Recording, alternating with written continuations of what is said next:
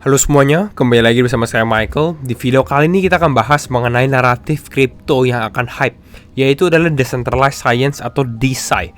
Nah, jadi saya akan breakdown teman-teman, kenapa menurut saya ini akan menjadi the next naratif yang akan hype mungkin pada saat altcoin season ataupun tahun depan. Ya, lalu kita akan bahas mengenai top 3 coins pilihan saya saat ini gitu ya untuk di naratif ini. Jadi kalau misalnya kalian suka video ini, jangan lupa untuk share videonya, like ataupun subscribe. Kita coba bahas dulu mengenai naratifnya gitu ya. Tapi sebelumnya teman-teman, kita masuk dulu ke dalam intronya ya.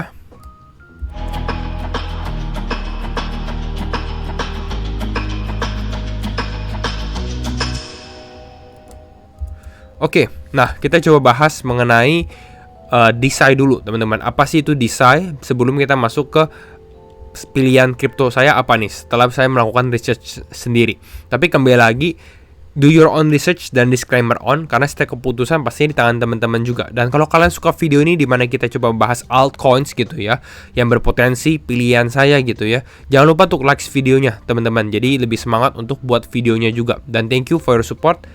Let's dive in.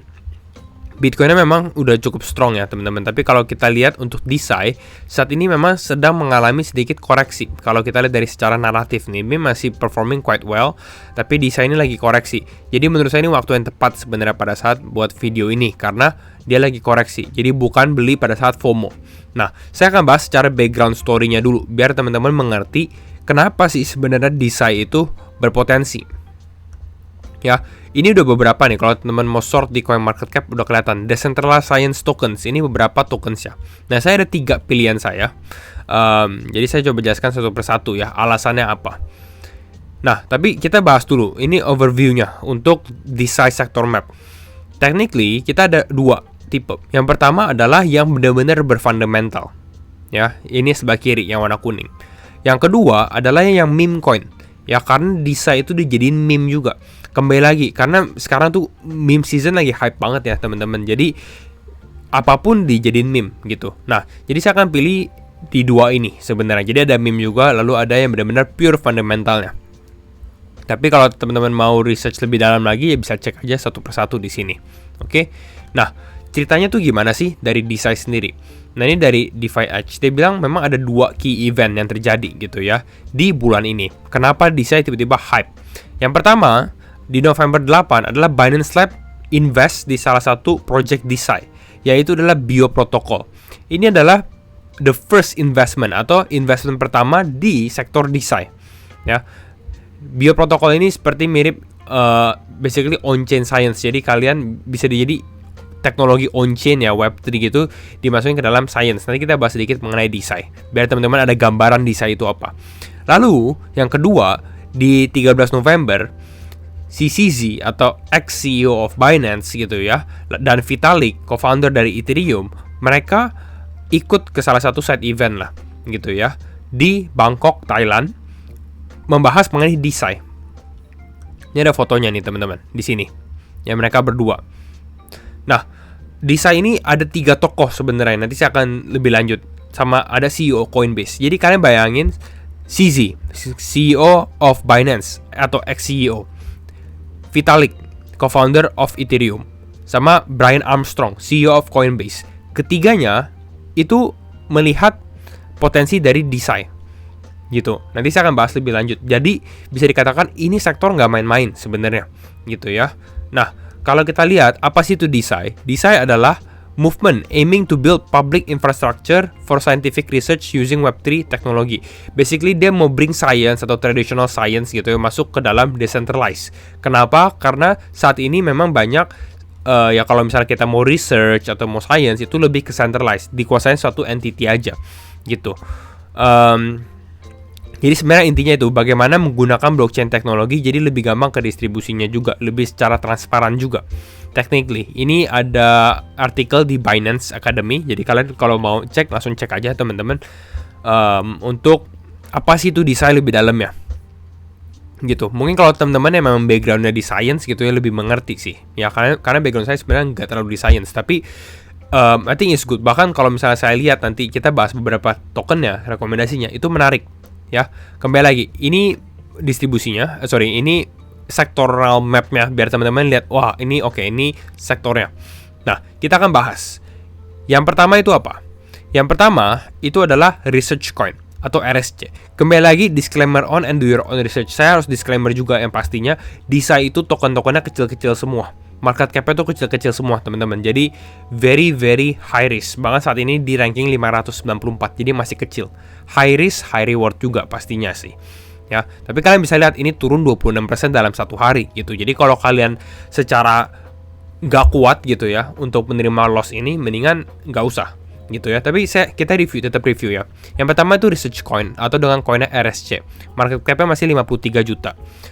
Tokenomics-nya sebenarnya saya bisa katakan rata-rata tokenomics DeSci itu nggak terlalu bagus karena mereka punya circulating supply itu kecil ya, karena mereka masih harus menggunakan token mereka untuk insentif kemana nanti saya jelaskan gitu. Jadi rata-rata itu supply circulation-nya kecil, udah pasti lebih kurang bagus kalau mengenai tokenomics kalau menurut saya. Nah, yang pertama itu research coins ya, atau research hub dia punya ini. Nah, basically ya seperti namanya, ini adalah hub untuk research. Bahkan kalau teman membuka websitenya langsung ke sini, isinya adalah jurnal-jurnal.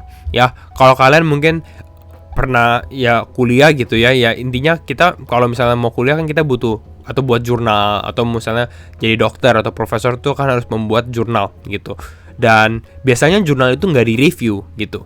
Nah, yang dilakukan Research Hub ini apa? Yang dilakukan adalah kita bisa publish jurnalnya gitu ya, lalu bisa diberikan insentif. Jadi kalau misalnya kalian review jurnalnya, kalian kasih brief detail gitu ya, kenapa ini bagusnya di mana, kurangnya di mana gitu ya. Kalian bisa mendapatkan reward. Rewardnya berapa di sini? 200 RSC atau sekitar $119 gitu. Lumayan sih sebenarnya, ini $113 RSC coin. Jadi ini adalah kegunaan dari Research Hub. Sepertinya di sini lebih ke arah ke bio sih, jadi biologi, tek seperti itu. Teman-teman kalau mau lihat secara research coinnya tuh di sini gitu. Ini grand-grandnya. Jadi rata-rata bisa $200 nih. Sorry, bukan $200, tapi 200 RSC, 220 RSC. Seperti itu. Nah, tapi apa yang membuat research coin ini menarik? Ya, yang menarik karena ini diinvest oleh Brian Armstrong. Ini yang saya bahas ya. Brian Armstrong adalah CEO dari Coinbase. Bahkan dia punya bio, dia tulis adalah co-founder of Research Hub gitu. Jadi it's good. Ini salah satu mungkin the leading one untuk di DeSci ya. Di tahun 2022 dia bilang dia passionate about science dan tech dan mau solve biggest challenges ya, yang lebih besar. Ya, lalu dia akan menjual 2% dari Coinbase holdingsnya untuk funding scientific research, yaitu adalah Research Hub. Technically itu yang dilakukan oleh Brian Armstrong. Nah, apa sih itu Research Coin? Research Coin adalah digital currency yang aim memang untuk insentif individual untuk kontribut ke ekosistem scientific.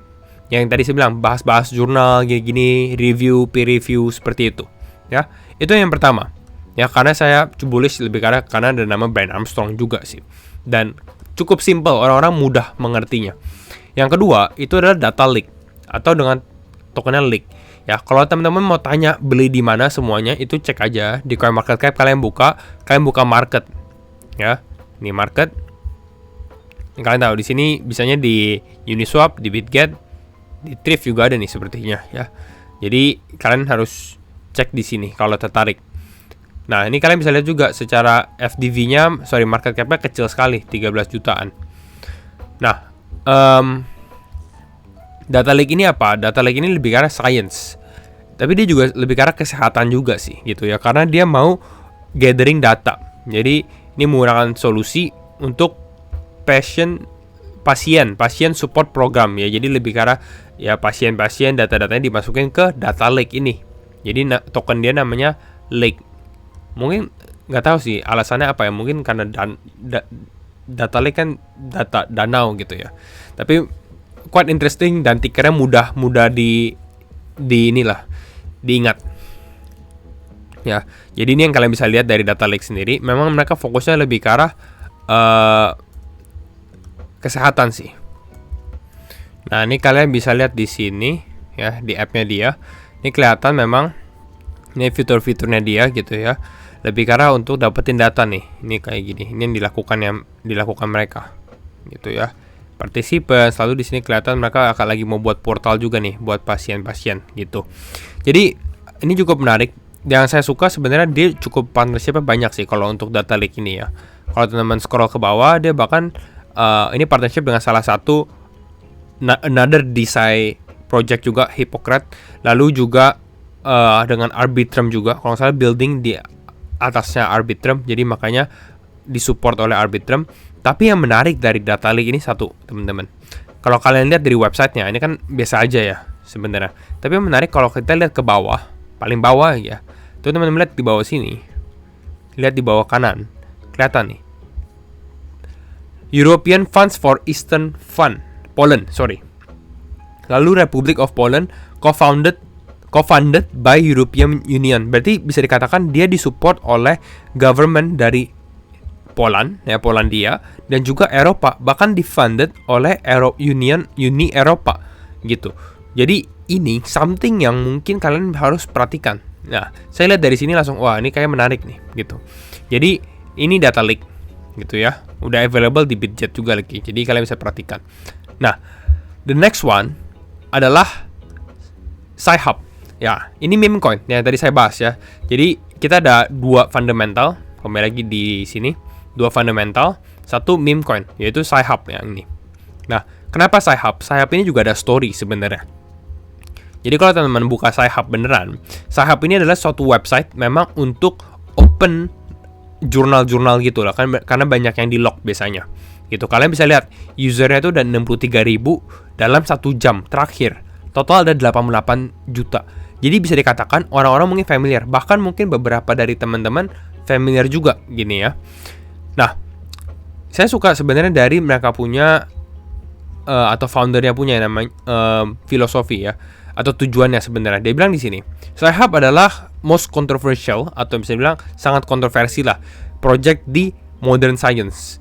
Karena tujuan mereka adalah untuk free and unrestricted access. Jadi free, kalian nggak usah bayar harus buka jurnal ini dan lain-lain, karena semua knowledge, informasi itu buat semua orang. Intinya itu gitu. Ini kegunaan Sci-Hub dan ini udah membantu banyak orang menurut kelihatan gitu ya. Dan kalau misalnya kita membahas mengenai meme coin itu butuh suatu komunitas. Kita ngomongin Sci-Hub sendiri, kelihatan sebenarnya wah udah ada komunitasnya langsung nih secara organik gitu. Awalnya mungkin yang pertanyaannya tapi kan ini beda ya, ini bukan token yang dibuat oleh Sci-Hub founder ya, karena foundernya itu ini si Albakian, ini foundernya gitu ya, bahkan dia docs ya. Nah, yang saya baru ketahui gitu ya, ini dibuat oleh community-nya atau fans-nya gitu ya, Sci-Hub meme. Bahkan di sini tulisannya adalah not affiliated to Sci-Hub. Namun ternyata mereka udah berhasil masukin meme coin Sci-Hub ini ke dalam Sci-Hub punya web. Jadi kalau kalian klik donate di sini, ini udah kelihatan ada Sci-Hub meme token di Solana Network. Ini adalah tokennya gitu. Jadi technically udah jadi satu gitu, walaupun memang sebenarnya bukan dia yang buat. Jadi ini new, lihat baru. Jadi this is something new untuk Sci-Hub, tapi saya rasa ini natural aja secara meme-nya gitu ya, karena organik. Jadi bisa perhatikan ini. Dan mungkin perhatikan ketiganya lah yang saya bahas di video ini. Semoga video ini membantu pastinya teman-teman. Kalian cek sendiri beli di harga berapa, karena ini masih low cap semua. Saya nggak mau bahas harganya. Mungkin di next video aja kalau memang udah mengalami kenaikan. Tapi perhatikan desain ya teman-teman, karena memang ini cukup menarik dan belum banyak orang yang bahas ya. Itu aja teman-teman. See you in the next video. Bye bye.